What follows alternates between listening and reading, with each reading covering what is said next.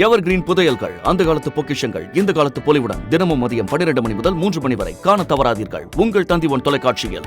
காரைக்காலில் அரசு பள்ளியில் பயின்ற கூலி தொழிலாளியின் மகளுக்கு நீட் தேர்வில் தேர்ச்சி பெற்று அரசு மருத்துவக் கல்லூரியில் சீட் கிடைத்துள்ள நிகழ்ச்சி சம்பவத்தை விவரிக்கிறது இந்த செய்தி தொகுப்பு.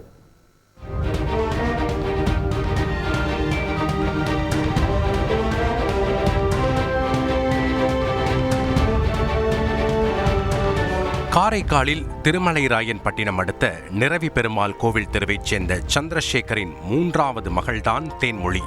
தந்தை கூலி தொழிலாளியாக உள்ள நிலையில் அரசு பள்ளியில் படித்து வந்துள்ளார் தேன்மொழி. 12ஆம் வகுப்பில் 552 மதிப்பெண் பெற்று பள்ளியிலேயே முதலிடமும் பிடித்துள்ளார். மருத்துவராக வேண்டும் என்ற ஆசையுடன் இருந்த தேன்மொழிக்கு நீட் தேர்வு பயிற்சி எட்டாக்கனியாக இருந்த சூழலில் தற்போதைய புதுச்சேரி மாவட்ட ஆட்சியர் குலோத்துங்கன் ஏற்பாட்டில் கடந்த மார்ச் மாதம் அரசு பள்ளிகளில் நீட் தேர்வுக்கான பயிற்சிகள் தொடங்கப்பட்டது. இதன் மூலம் நீட் தேர்வு பயிற்சி பெற்றுள்ளார் மாணவி தேன்மொழி. ஃப்ரீயா கோச்சிங் ரெடி பண்ணி தரேன்னு சொல்லிட்டு கவர்மெண்ட் ஸ்கூல் பிள்ளைங்களுக்காக அவங்க சாரே அரேஞ்ச் பண்ணாரு எல்லாருக்குமே. அது மிக மிக ஹெல்ப்ஃபுல்லாக இருந்துச்சு எல்லாருக்குமே. எங்களை மாதிரி கவர்மெண்ட் ஸ்கூல் பிள்ளைங்க காசுக்காக தான் ரொம்ப கஷ்டமா இருக்கும் அப்படிங்கிறதுக்காக தான் அந்த பெரிய பெரிய இதெல்லாம் அவங்க எதிர்பார்க்காம இருப்பாங்க. ஆனால் சார் இந்த ஒரு பெரிய வாய்ப்பை ஏற்படுத்தி கொடுத்தாங்க. அது ரொம்ப ரொம்ப எங்களுக்கு ஹெல்ப்ஃபுல்லாகவே இருந்துச்சு. இதன் மூலம் நீட் தேர்வில் 70% மதிப்பெண்கள் பெற்று புதுச்சேரி அரசு இந்திரா காந்தி மருத்துவக் கல்லூரியில் இடம் கிடைத்துள்ளது.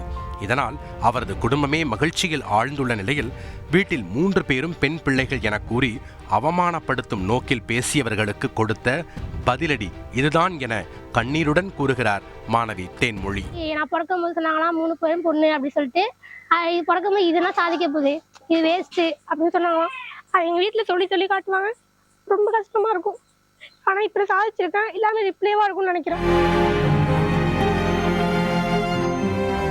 மேலும் கூலி வேலை செய்து வரும் தந்தை மகளின் சாதனையை எண்ணி மனம் மகிழ்ந்து பாராட்டி வரும் சூழலில் தனது மகள் கல்லூரியில் இதர கட்டணங்கள் செலுத்துவதற்கு போதிய வசதி இல்லாததால் புதுச்சேரி அரசு மகள் படிப்பு செலவை ஏற்க வேண்டும் என கோரிக்கை விடுக்கிறார்.